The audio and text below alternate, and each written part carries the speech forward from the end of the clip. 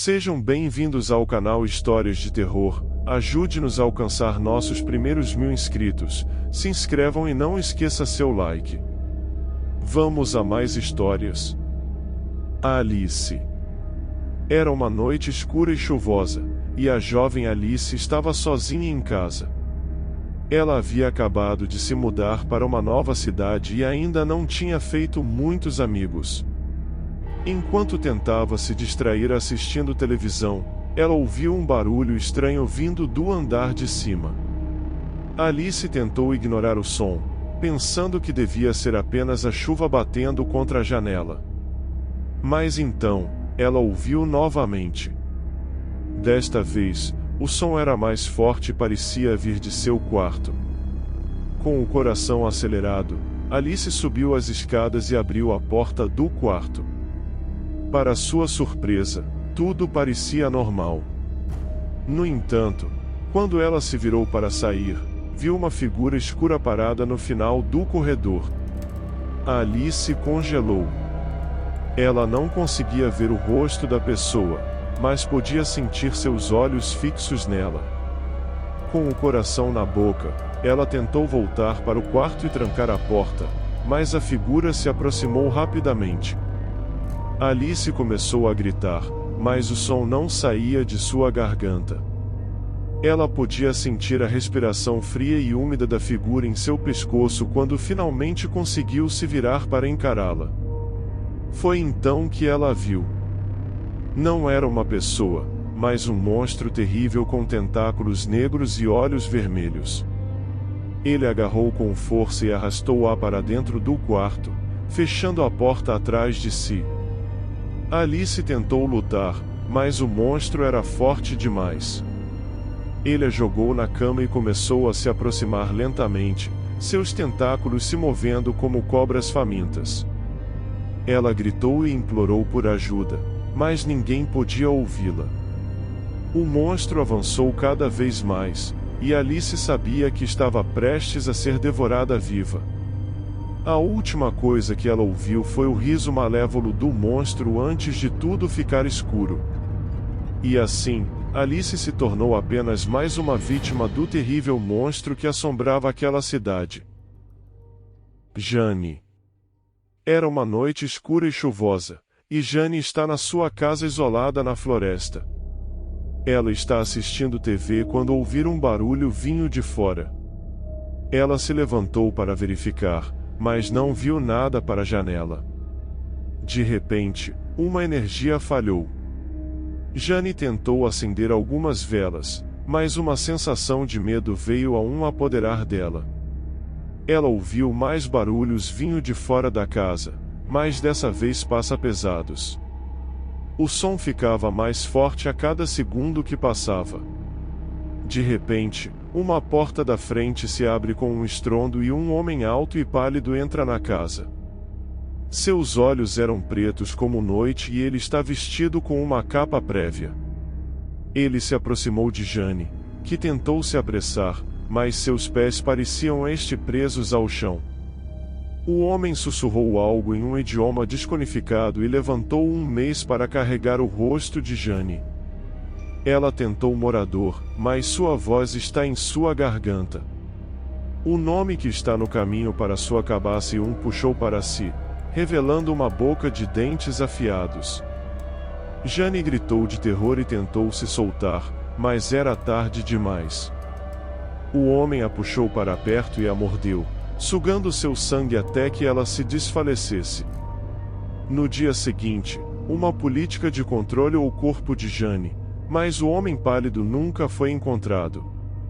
Desde a entrada, como pessoas dizem que pouco pode ouvir seus passos pesados e sua risada maligna ecoando pela floresta à noite.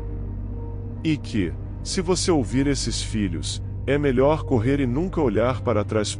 Sugando seu sangue até que ela se desfalecesse. No dia seguinte, uma política de controle o corpo de Jane, mas o homem pálido nunca foi encontrado. Desde a entrada, como pessoas dizem que pouco pode ouvir seus passos pesados e sua risada maligna ecoando pela floresta à noite. E que, se você ouvir esses filhos, é melhor correr e nunca olhar para trás. Sugando seu sangue até que ela se desfalecesse. No dia seguinte, uma política de controle o corpo de Jane, mas o homem pálido nunca foi encontrado. Desde a entrada, como pessoas dizem que um pouco pode ouvir seus passos pesados e sua risada maligna ecoando pela floresta à noite. E que, se você ouvir esses filhos, é melhor correr e nunca olhar para trás. Os assassinos de 10 anos de idade. Em 1993, James Bulger, de 3 anos, passeava com a mãe no shopping da cidade. Dois meninos, John Venables e Robert Thompson, o viram brincando sozinho afastado dos adultos e o levaram para longe. De mãos dadas, os três caminharam por 40 minutos, se distanciando do shopping. Quando adultos perguntavam o que estavam fazendo sozinhos, os mais velhos respondiam que eram irmãos voltando para casa. Chegando a uma estação de trem abandonada, John e Robert jogaram tinta, pedras e tijolos, chutaram, bateram e até acertaram uma barra de ferro de mais de 10 quilos na cabeça do mais jovem. Mais de 42 lesões foram encontradas no corpo. O pequeno cadáver foi amarrado aos trilhos do trem, onde foi decepado ao meio. Reconhecidos por testemunhas, os dois estão na lista de pessoas mais jovens a ir para a cadeia, onde ficaram até atingir 18 anos, quando foram libertados e ganharam novas identidades. Em 2010, John Venables foi preso novamente, dessa vez por posse e distribuição de pornografia infantil, sendo condenado a 2 anos de cadeia. Em 2018, ele foi preso mais uma vez pelo mesmo motivo. A vida passada de James Leininger. O pequeno James começou a ter pesadelos frequentes em que se encontrava preso em um avião em chamas. Após meses do mesmo pesadelo, relatou para seus pais que seu avião Corsair foi abatido perto de Iwo Jima em uma base militar chamada Natoma, ao sul do Japão, e que seu colega se chamava Jack Larsen. Curiosos, os pais pesquisaram sobre a Segunda Guerra Mundial e o local mencionado. Ao passar por imagens de Iwo Jima, o menino apontou e afirmou que aquele era o local em que havia morrido. Pesquisando mais, descobriram que em 3 de março de 1945, um homem morreu na base Natoma, e James M. Hudson teve seu avião atingido, pegando fogo e caindo no Pacífico quando tinha apenas 21 anos. O jovem fora fotografado pilotando um Corsair e combateu ao lado de Jack Larsen. Além dos pesadelos, a criança tinha um conhecimento avançado sobre aviões, estranho para um menino que só assistia a desenhos animados. Quando a mãe lhe deu um avião de brinquedo, apontou e falou: "Aqui fica a bomba", e o menino respondeu: "A isso não é uma bomba, mamãe. É um tanque." Além de estar correto em sua observação, ele sabia nomes específicos de aviões de guerra americanos e japoneses utilizados na época. Os pais levaram o garoto a um encontro de veteranos de guerra, durante o qual o menino reconheceu cada um dos ex-soldados pelo nome, sem nunca ter encontrado com eles. A família entrou em contato com Anne Barron por telefone, a irmã do falecido James Hudson.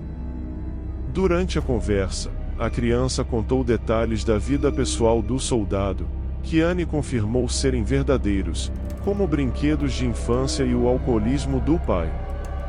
Depois de falar com James, ela ficou convencida de que ele era seu irmão renascido.